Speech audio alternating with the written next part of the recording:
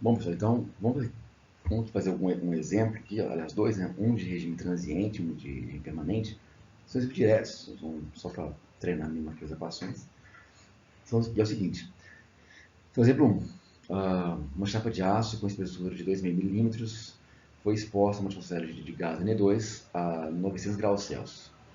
Aí se esperou que se atingisse, né? Bom, então o que é o negócio? Não está aqui não, mas vou explicar o exercício. Ele é um exercício que tem que imaginar que assim, essa chapa ela vai separar dois ambientes de nitrogênio, um em alta pressão e outro em baixa pressão. Então, no ambiente de alta pressão, vai ter mais colisões das moléculas de gás na superfície, vai ter mais dissociação de nitrogênio na superfície do gás e vai ter uma concentração de nitrogênio naquele lado maior que no outro, e aí vai ter uma difusão do lado de alta pressão para o lado de baixa pressão. Se esperou que esse processo atingisse um regime permanente, ou seja, que o gradiente de concentração ao longo da espessura da chapa se estabilizasse no tempo.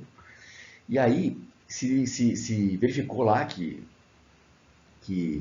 o coeficiente de difusão ou a difusividade do nitrogênio no aço na temperatura dada aí era de 1,2 vezes 10 a menos 10 metros quadrados por segundo, e o fluxo de difusão era de 1 vezes 10 a menos 7 metros quadrados por segundo. Tá. Se a concentração de nitrogênio no aço no lado de alta pressão era 2 kg por metro cúbico, em qual profundidade da chapa eu vou encontrar uma concentração de meio quilo por metro cúbico? Aí, pessoal, até uma falha minha aqui, né? Quando eu apresentei as equações, não falei nada de unidade, né? Mas é o seguinte, ó, o fluxo de difusão é a quantidade de massa que atravessa uma dada área do metal em segundo. Então, a unidade do fluxo, está até errado aqui, né? Ou já foi. A unidade do fluxo é quilo por metro quadrado por segundo. E não é igual tá, né? E o fluxo de difusão é como se fosse o tamanho da janela por segundo em que eu posso ter o fluxo de massa. Daí que esse metro quadrado por segundo. É como se fosse a difusividade, pessoal, é como se fosse a condutividade dos átomos no meio do material. Entendeu? É isso mais ou menos. Então tá, então o que eu vou ter aqui? Se é regime permanente, como ele fala que é explicitamente, né? Então eu vou ter o fluxo J igual a menos a difusividade vezes o gradiente de concentração aproximado aqui pelo gradiente linear.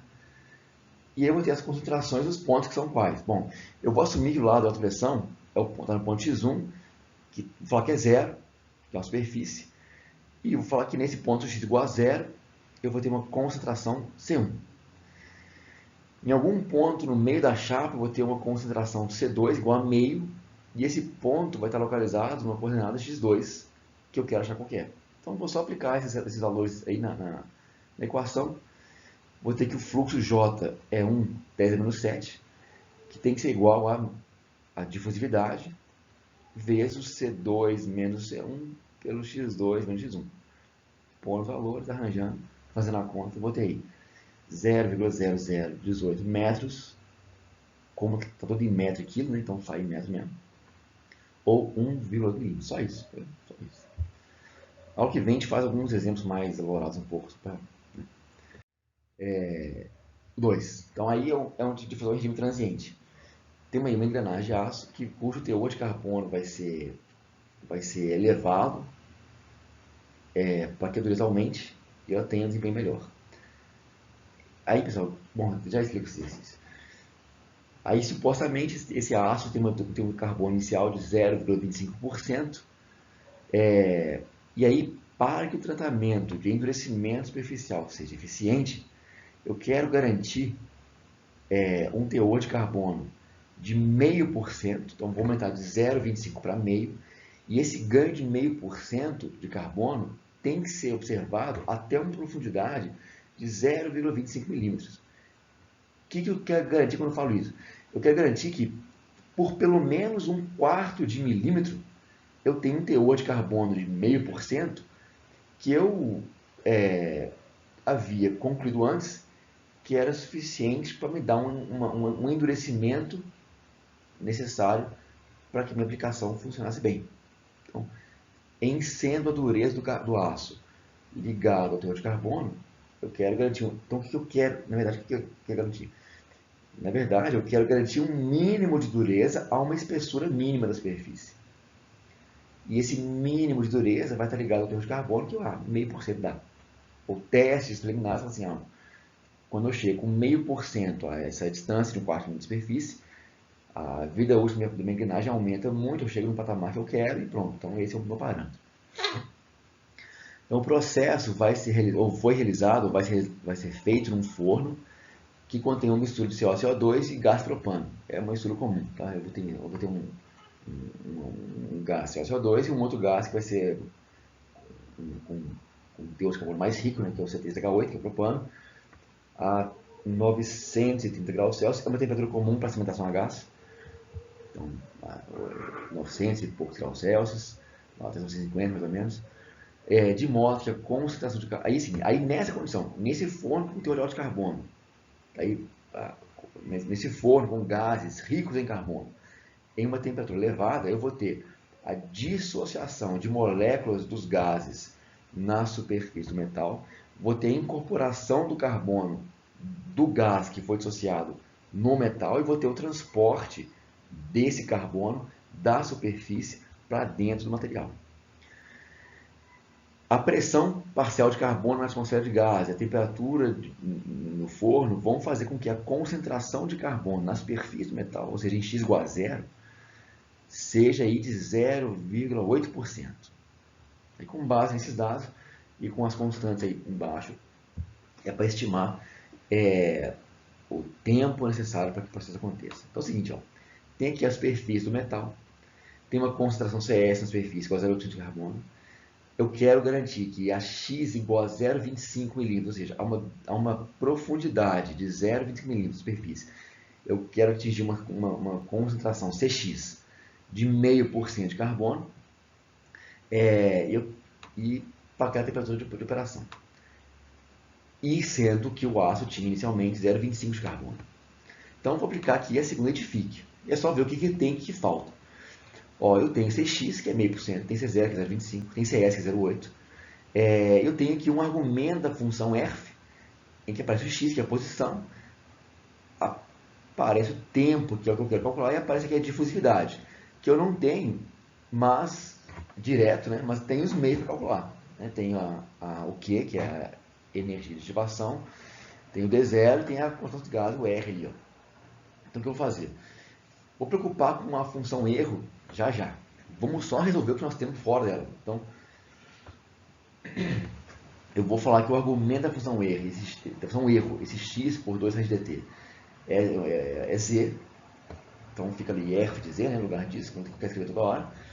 Vou resolver o que está lá de fora, né, pondo as concentrações, e vou ter ali que o f de c é 0,545. Vou guardar.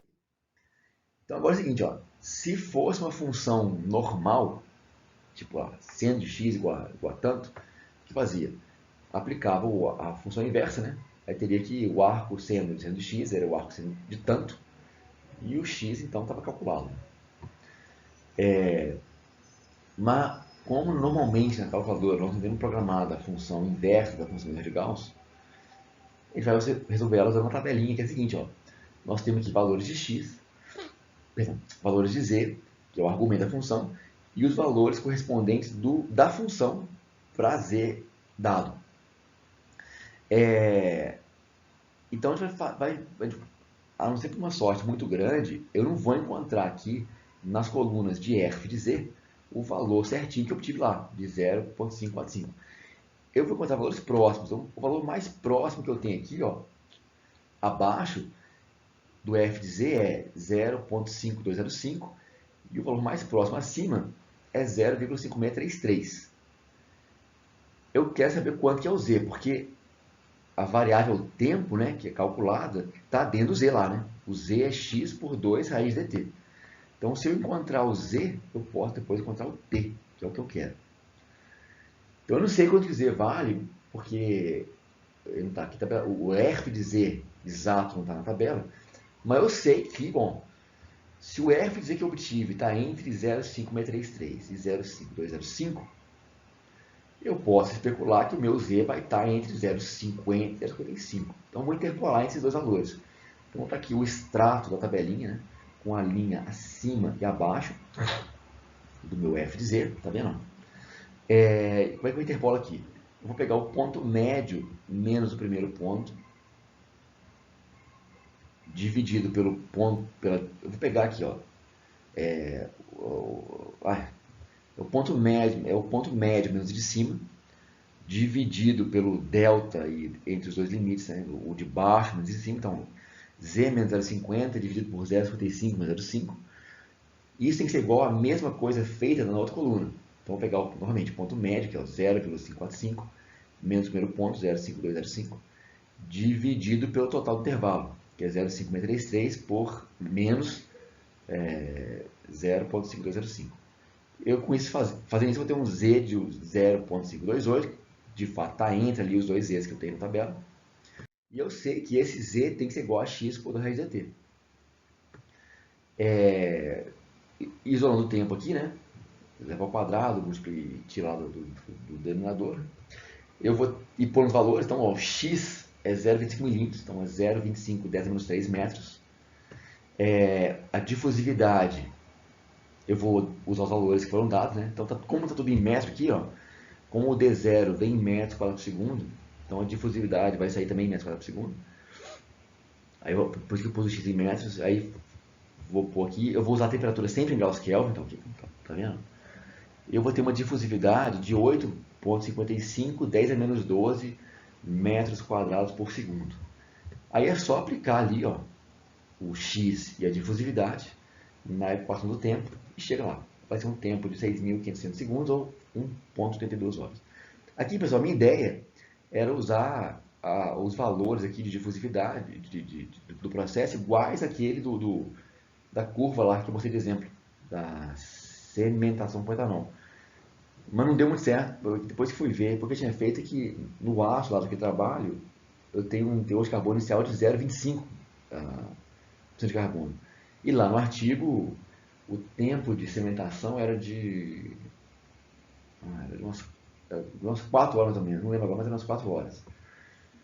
Aí aqui eu tenho bem menor, por quê? Porque o teor de carbono que eu assumi para o aço aqui, ó, é 0,25, é mais que o outro, que era 0,2. Então, o aço do trabalho era 0,2 e esse é 0,25. Não deu para comparar, mas esse problema não é tão fora da realidade, não. É um tempo de difusão curto. É um pouco fora, porque esse tempo também é curto de difusão. Ok? Mas bom, essa é a segunda lei de Fick, a difusão em regime transiente. Um exemplo prático. Então, na aula que vem, pessoal, na terça-feira, nós vamos fazer mais exercícios desses para treinar. Ok? Obrigado pela atenção e até a próxima aula.